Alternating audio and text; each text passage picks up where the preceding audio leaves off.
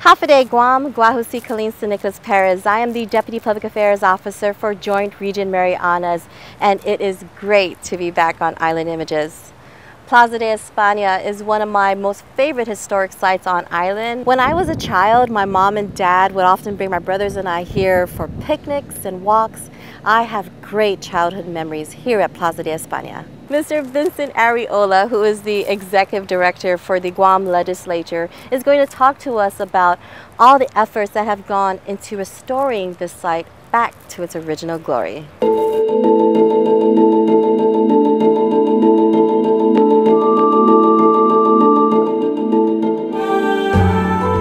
Mr. Arreola, thank you so much for joining us. Why don't we start off with why the renovations? Why do you feel that it's important to renovate such historic sites? Well, first of all, thank you for having me on your show, and welcome to the Plaza de Espana. Thank you. Here in Hagåtña. As you know, this was the site of the Spanish government way back, and the naval government was also here. This has always been the focal point of Hagåtña. Many activities have taken place here, and it's a part of our Chamorro history, and so it's relevant to us, it's relevant to our history, it's relevant to our tourists and the future. What has gone into actually renovating the site? Well, number one, a lot of money. As you probably know, the plaza here is in the National Register of Historic Places.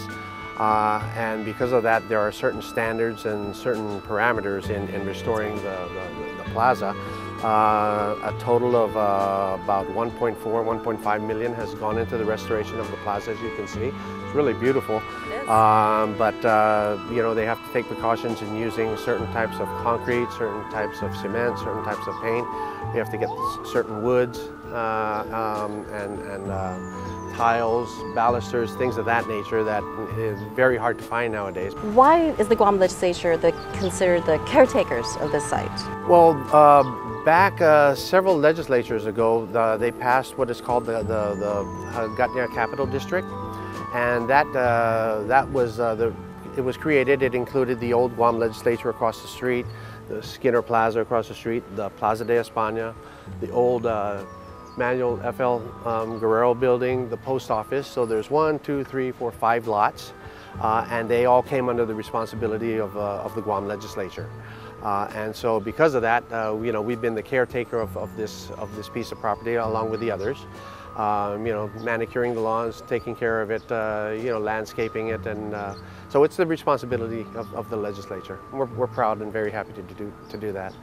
And you guys have been doing a great job. I think everyone would agree with that. Yeah. So let's take a tour. Sure, sure. Where should we start off with? The kiosk here was, again, part of the, like an entertainment center for bands and entertainment back in the Spanish days, and also the naval government.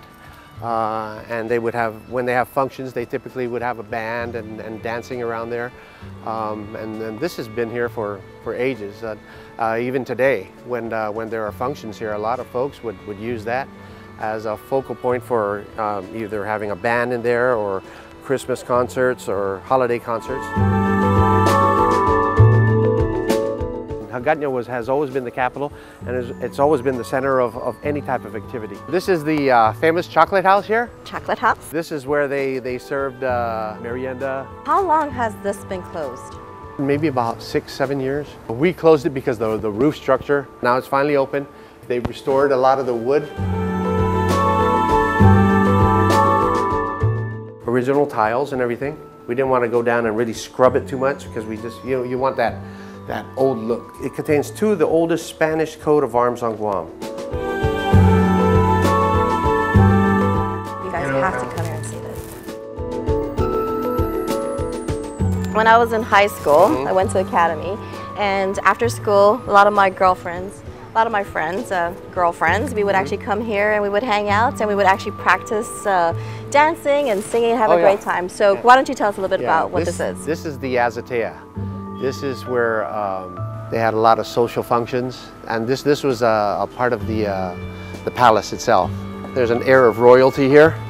It is, and it's absolutely gorgeous. They replaced a lot of the wood up on top because you know, a few of the typhoons kind of ruined the wood. A lot of rain and wind and termites and stuff like that. So they replaced maybe about half of the wood sheetings up on top and the tiles as well. Now we're entering the garden house. Garden house. This at one point was even the Guam Museum, the Guam Women's Club used it quite a bit. Originally it was a storage house to take care of the landscape here along with the palace and everything. Look at that. They redid the entire rafters and the ceiling and everything. Yeah, this is all EFIT.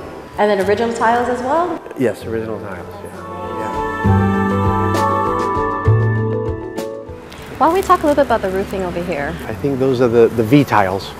There's V tiles and then Z tiles. The V is just one shot and then they just layer it. So I know over there is the water fountain. Yeah, we have the water fountain. We don't have it operable now, but it was built to be operable.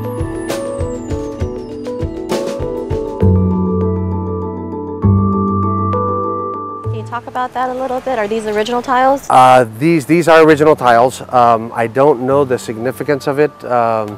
I know these have been here since the fountain was built. So, and this is again just as a little rest area from the sun, like we're doing now.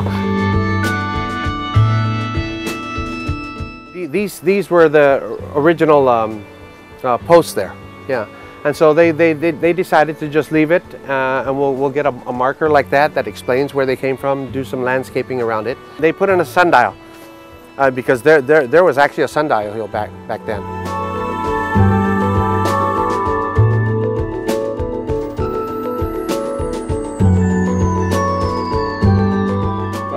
Main goal, though, for the Guam legislature in regards to these renovations? What did you guys want to make sure came out of it? Well, we wanted to keep our history.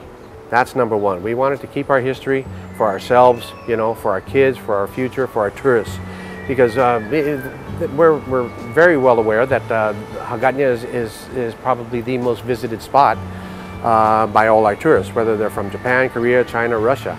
As well as the local folks. You know, the Hagåtña is always visited every day, and you know, they made the determination. We will spruce up Hagåtña and make it beautiful, make it presentable, and make it usable to the residents and the tourists alike. Come January, Plaza de Espana will reopen to the general public, and I encourage all our families and friends to come here, learn about Guam's history, and create your own memories. On behalf of Joint Region Mariana's Public Affairs, thank you so much for watching. Adios, Guam.